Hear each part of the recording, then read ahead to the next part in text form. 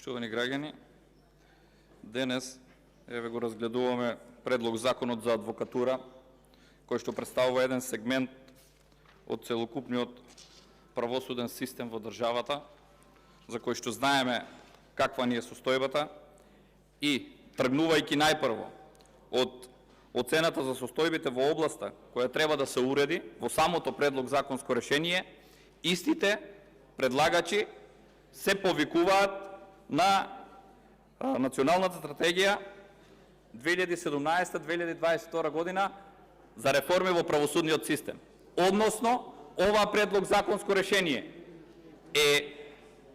се темели на стратегијата која е мртво слово на хартија. Тоа значи,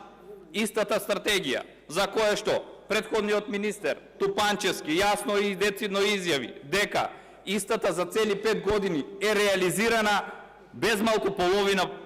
од целата стратегија, а искористени се единствено 20% од буџетските средства кои што биле предвидени за реформа во правосудниот систем и дополнително на тоа, од овие 20%, најголемиот дел се хонорари на Советот кој што требало да ја следи имплементацијата на оваа стратегија. И сега врз основа на оваа стратегија поднесувате предлог законско решение, предлог закон за адвокатура во 2021 година, а доаѓа на дневен ред во 2023 година. Дополнително на тоа, што се повикувате, односно му ставате европско знаменце, за да истиот не може да претрпи широка дебата, да се организираат јавни расправи, целата фела да биде вклучена со своји предлози, вие единствено ја ограничувате дебатата, односно му ставате европско знаменце, за да усогласите само 7 членови од вкупно 53, кои што, внимавајте, ќе имаат важност од кога Република Македонија ќе влезе во Европската унија. Тоа значи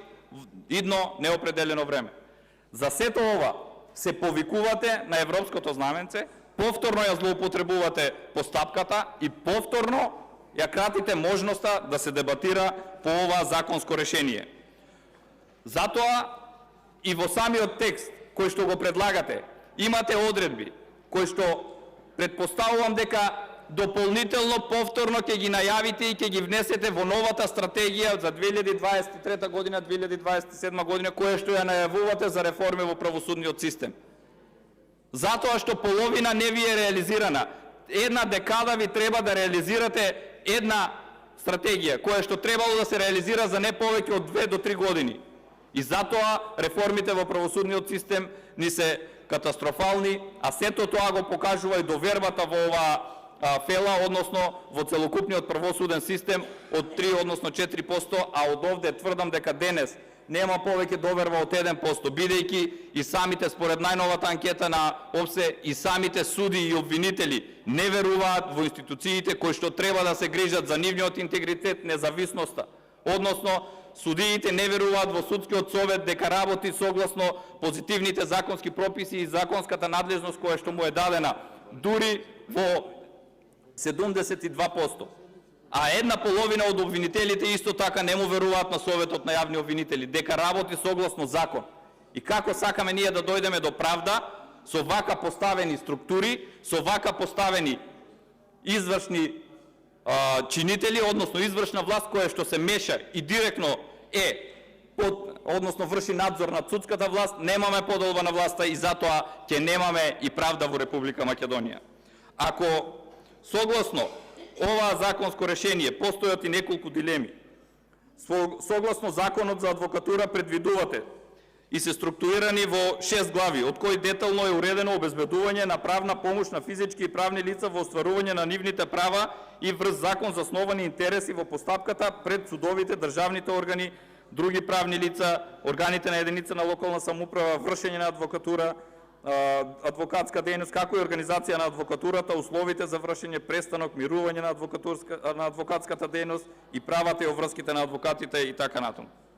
Се повикувате единствено на одредби за кои што ви одговараат и сакате да го прикажете како некое решение со кое што правите некоја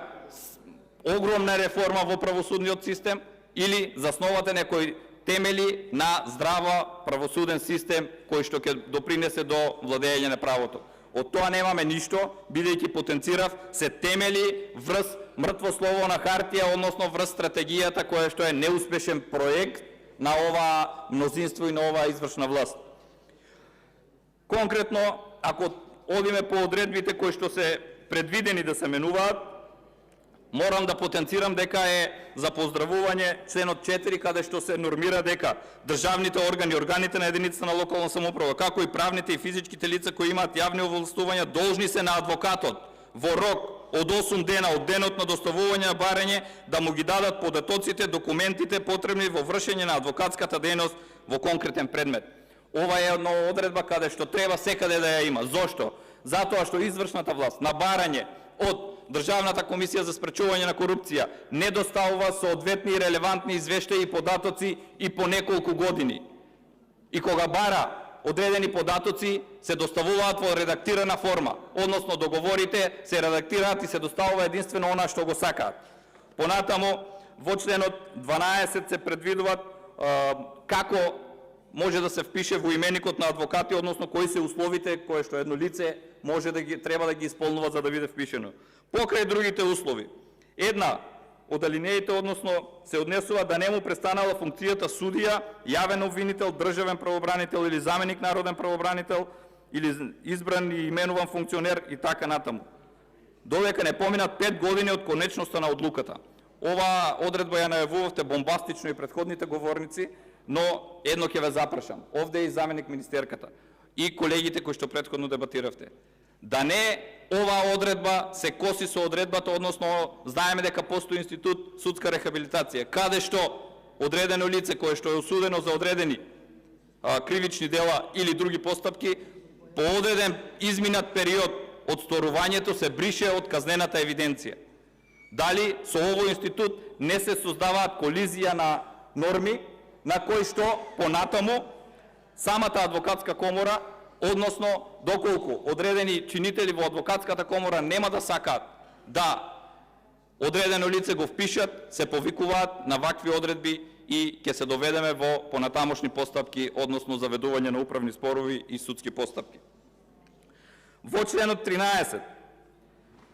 се предвидува дека по барање за упис во именикот на адвокати и именикот на адвокатски друштва решава надлежен орган на адвокатската комора, определен со акт на адвокатската комора во постапка и под услови определени со овој закон. Сега повторно до заменик министерката, доколку може да одговори. Во ставот 2 се предвидува надлежен орган од ставот 1 на овој член во рамките на предвидените рокови за прием во актите на адвокатска комора донесува решение со кое се врши упис или го одбива барањето за упис во именикот на адвокатите или именикот на адвокатски друштва на адвокатска комора. Понатаму се оди по жалба на одредена комисија која што ја формира самата адвокатска комора. Дали овде не станува збор за повеќе степеност на одлучување и развлекување на постапките за упис на адвокати во овој именик? Односно, во ставот 6 конечно се повикува дека против конечното решение на надлежниот орган, а надлежниот орган е формиран од самата адвокатска комора, се може да се поведе управен спор и пред надлежен суд определен со закон. Овде станува збор за повеќе степеност и затоа прашувам дали нема да се обремени постапката со заведување на управен спор или спор пред надлежен суд со вака повеќе степено постапување во рамките на самата адвокатска комора. Со тоа неправедно се ставаат новите баратели за упис во именикот на адвокатската комора за нови адвокати во одреден момент кога за истите можеби нема да има согласност од сите членови за да биде упишен, иако потенцирам ги исполнува сите формално правно наведени услови за упис во овој регистар. Затоа